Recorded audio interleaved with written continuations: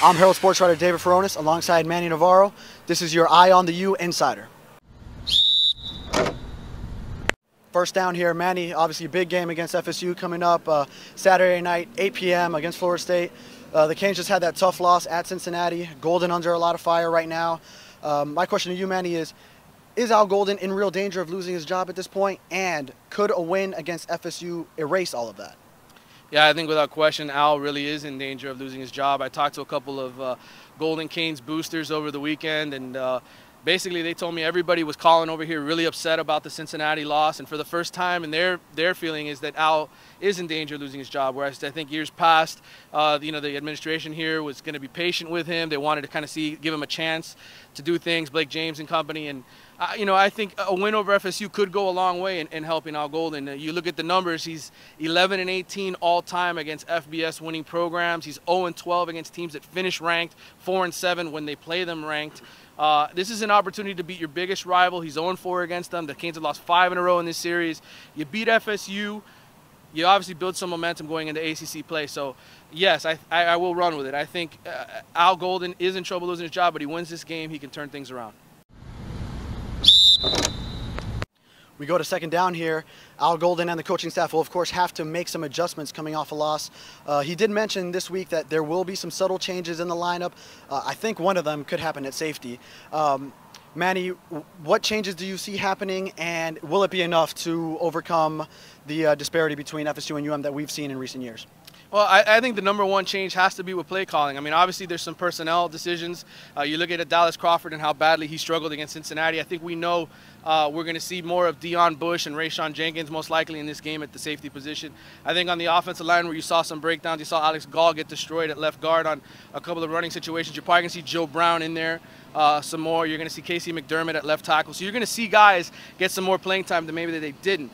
That said, I think the biggest thing is how aggressive are you playing defensively? You look at that first half against Cincinnati, the Canes were sitting on their heels. They didn't want to give up the big play. You had Deion Bush sort of just, watching from the locker room. He comes back in, all of a sudden you're aggressive. You're bringing pressure on the quarterback. That's the Hurricanes defense we need to see.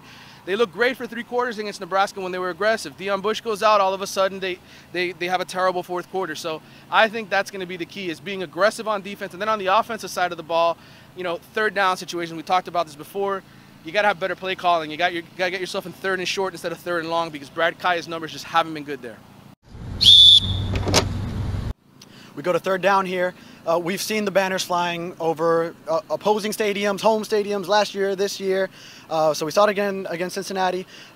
We talked to the players this week. They said they're not really looking at that. They're ignoring it. Tracy Howard, Artie Burns, they had things to say about it.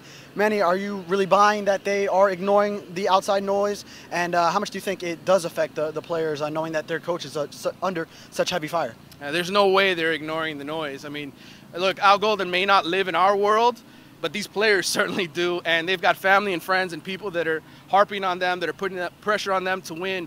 I think you saw Rayshawn Jenkins the other day on Instagram kind of post a message saying, look, fans, we don't need you. I know 70% of you are kind of bandwagon fans, and it's obvious that these guys are feeling the effects of the pressure, of the struggle of the program, of the banners flying overhead. Tracy Howard pretty much acknowledged it yesterday in the interview with our Susan Miller-Degnan. You can see that on the blog.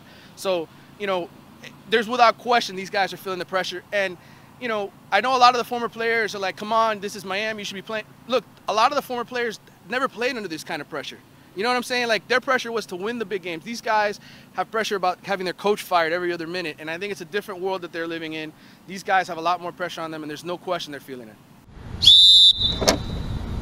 All right, David, so now I'm going to flip the script on you.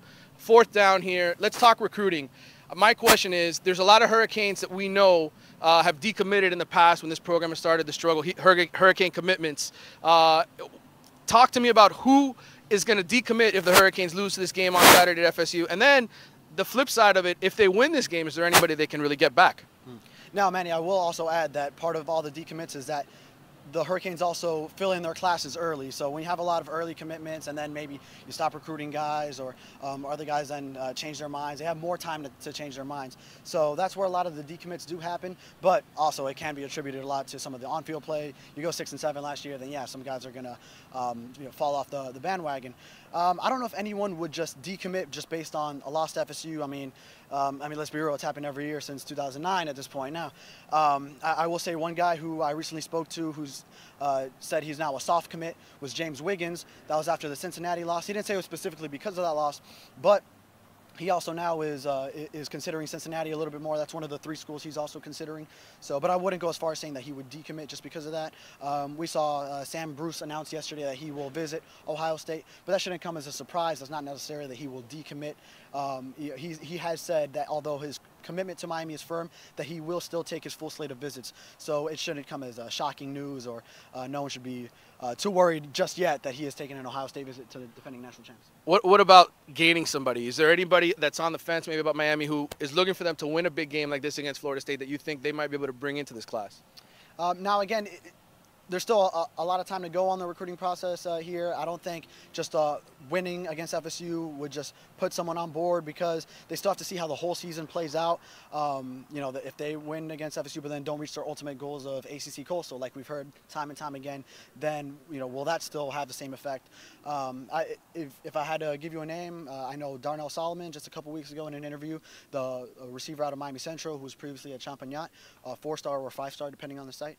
He's said that is his leader. So that was a couple weeks ago. I want to see if we can catch up with him to see how he still feels on it, or if he still feels that way. But that's one name that has been popping up recently.